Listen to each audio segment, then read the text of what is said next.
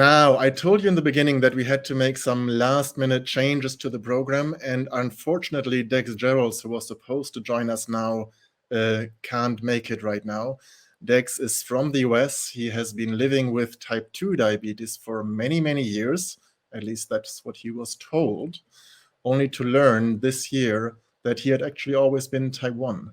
And I hope we can bring him back to another doc day to talk about how he found out, how long it took, what had happened in the meantime, and how he feels now, having joined from one diabetes community to the other.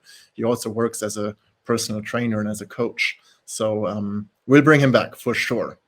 But we have another story about diabetes misdiagnosis. It actually happens more often than we think, and for reasons that we want to discuss now. And I am very happy to now say hello to Taylor Johnson from the United States. Taylor, can you hear me? I can hear you. Can you hear me? Yes, wonderful. Glad to Perfect. see you, Taylor. Hi. Nice to see Taylor, you. we had actually been talking yesterday about Dex, and you know him, but he can't make it. So we have a little bit more time. That's the good news.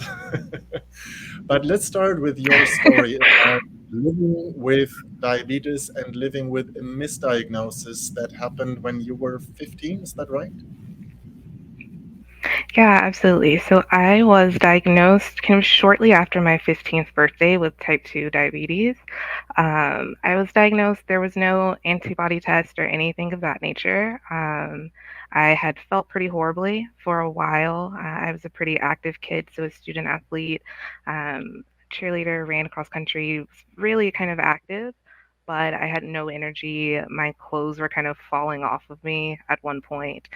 It was enough that my mom is a teacher, and one of my coaches had kind of pulled her to the side and was like, "Hey, I don't really know how to say this or like how to talk about a student's body, but like I think there's something wrong with Taylor. Like she doesn't look well." So it was enough that the adults around me were very concerned. And so my grandmother is a type 2. And so one morning we were just like, oh, this kind of seems like some of the things that are on the chart that her home health nurse had told us to look for if her blood sugars were high or low. So I was drinking a lot. And I was like, yeah, we'll just check just for funsies. I check her blood sugar every morning, it's part of my routine. I'll check mine this morning too.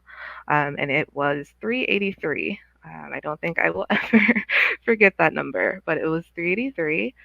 So we went to school because, of course, my mom was a teacher. But she took me straight to the school nurse's office, who was like, "Why are you here? You needed to take her to the hospital or to the doctor."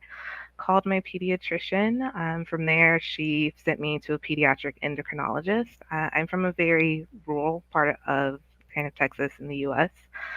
So it was a few weeks before I could get into a pediatric endocrinologist. In the meantime, I was given no insulin, no other types of blood testing. I was just told to continue checking my blood sugar and monitoring it. I walked into the pediatric endo's office. She basically looked at me and goes, "Oh, yeah, you're type 2." And that's kind of where it all started. And that went on for a few years before I was eventually properly diagnosed. That's, I mean, the symptoms you describe are very much what I remember, what many of us here watching remember, what Anna was just talking about. You were 15, which is a kind of typical age for a type 1 diagnosis. You were active. So I really, but it happens, we were talking about this earlier, it happens more than people may think. It might have to do with socioeconomics. It might have to do with what you were saying, that it's a rural area and maybe the department you were transferred to was not specializing in type 1. But it does seem a bit odd that a young child coming in with symptoms and with a very high blood glucose is not even tested further for antibodies or immediately given insulin, doesn't it? Yeah, absolutely, absolutely. And I do have a strong kind of family history of type 2. As I said, my grandmother's type 2. I believe her mother was type 2. I have several great aunts who have type 2. I will also say that they are, as far as I have ever been able to remember, are folks who were labeled bad type 2s or uncontrollable. And in hindsight, with the knowledge that I have now as a type 1, I firmly believe my grandmother was misdiagnosed. because she struggled with some of the same things I experienced until I got the proper diagnosis and treatment. Um, so some of it is probably, as you said, rule, not as much experience with type 1. I think some of it just comes with some of those stereotypes about type 2 diabetics, which is folks aren't taking care of themselves or lazy, or that it affects a very specific race, ethnicity more so than others. And I think, unfortunately, that doctor took one look at me and was like, nope, you look like a type 2. You look And that like you. you look like a type 2. And that was my first experience of that. Unfortunately, it definitely wasn't the last. You don't look like a type 1 is something you hear a lot as a Black person with diabetes in the U.S. It is surprisingly common. How long, before we dive deeper on that, how long did it take, or how did it come out that you were actually type 1, and how long did it take to get to the right diagnosis, the proper treatment, etc.? Absolutely. Not until I was out of high school. So I was diagnosed at 15. You graduate high school at 18. So at least a 3-year time span in which I was given metformin and told to exercise and eat less. As a child, as a 15, 16-year-old teenage girl, I was told to eat less, to exercise more, take this medicine that made me feel absolutely terrible. During that time frame, my blood sugar still would not go below like 200. I was still pretty elevated most of the time. So my last kind of few years of education in high school are very, very much kind of a blur for me because understandably I was sleepy, I was angry. I think about some of the conversations I had during that time and I'm like, who was that person? I was such a brat, but I also didn't feel good. And so eventually, my endocrinologist was like, I guess you should take some insulin. And I was like, yeah, please. I'm begging you. I know insulin brings people's blood sugar down. I feel absolutely terrible. I'm doing all the things. She was like, no, you're clearly still sneaking food and things like that, but I'm just going to give you insulin to try to do something about it. And so she prescribed me Lantus. It took another year and a half before I was actually able to get a prescription for Novolog, and another 2 years or so after that, so until I was 21, 22, before it was officially kind of noted on my medical paperwork that I was type 1. And during that kind of time frame, I had to beg for prescriptions for short acting insulin. And this is despite, and I want to be very clear, I had insurance.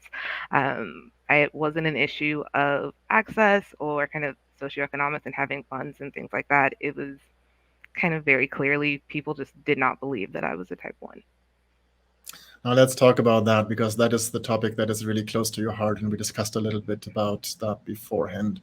What do you think was the issue in your case? If it was judging just by the looks and giving you insulin, although people still, the medical professionals still thought you were type 2. What do you think is the issue behind? Yeah, I am, despite working out a decent bit and things like that, I'm not a small person. I am a fairly kind of curvy woman. I'm a Black woman. That comes with a whole kind of host of assumptions about the way I eat, and how I take care of my body and how seriously I take my health. Often things we're told are, you're eating too much, you don't want to diet or eat healthy because you want to keep your curves because that's popular with people like you, and things of that nature. There's also just that very strong, your family has this, this is what Black people have. Black people don't have type 1, they have type 2. And as an individual and as someone who didn't know kind of the things that I know now, we just accept that at face value because our doctors are, they're supposed to be the ones who know these things, not us. And so I'm like, yeah, that makes sense. That's what I've seen. And unfortunately, it's not the most unusual story. As I did kind of join online communities and offline diabetes communities, and I met other kind of people of color, it very similar stories. Not just Black people, but anyone who kind of falls into different ethnic groups have kind of experiences of not being believed by our providers or being told that, I don't think you're doing the things you're telling me you're doing. And why do you think, zooming in on that, why do you think it has to do with you being a woman of color? Is there a certain bias in the medical community that goes beyond? You talked about your body type before. Now that may be one that should be regardless of whether you're black or white or whatever. But there seems to be a bias or a stigma towards, you were mentioning that earlier, towards you as a person of color not wanting to do or having certain habits or. Yeah, so there's some yeah, if you ever want to go down a very kind of nerdy rabbit hole about the history of kind of diabetes and how we ended up with different types and things like that, at one point it was considered a very affluent disease that people of color were just not human enough or smart enough to have. And then as history progressed and we got different types of diabetes, it became one group of people who was more well off, who looked a certain way, got one thing when they were children, so type 1s, and us lazy, poor people, things of that nature, got type 2. And so being black is very much kind of still rooted in some of those stereotypes from the past. And unfortunately, they still linger and carry over into our medical care. And what do you think the community, this community, your community in the US where you've been experiencing this can do about this? You know, reverting back to what Jean was saying, the butterfly effect and how advocacy changes policy.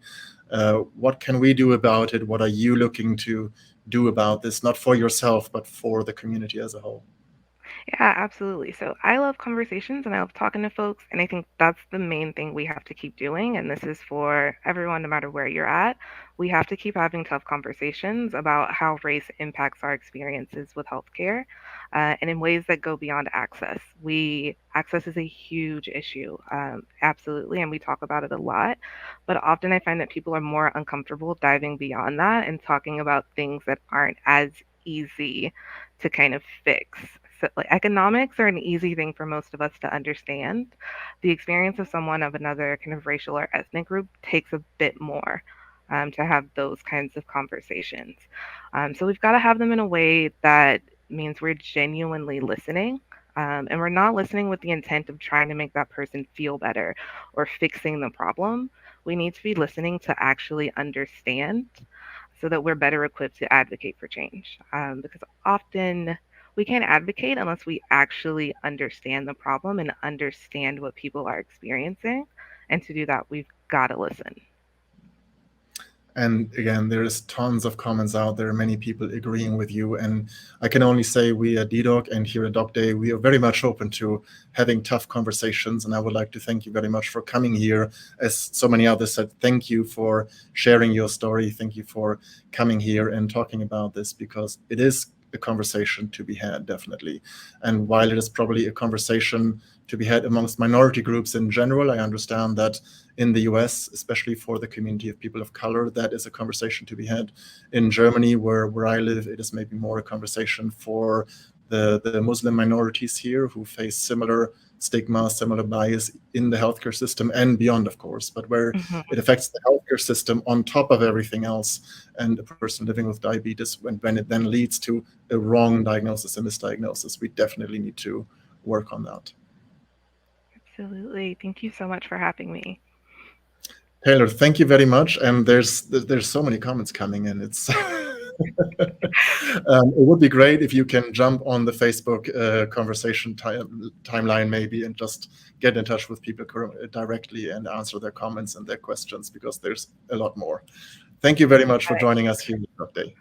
All right. Thank It you. was Taylor Johnson from the US talking about her personal journey, her misdiagnosis as a type 2 when she was 15 years, and how long it took to get the right access, the right diagnosis, and then the right access to the right medication.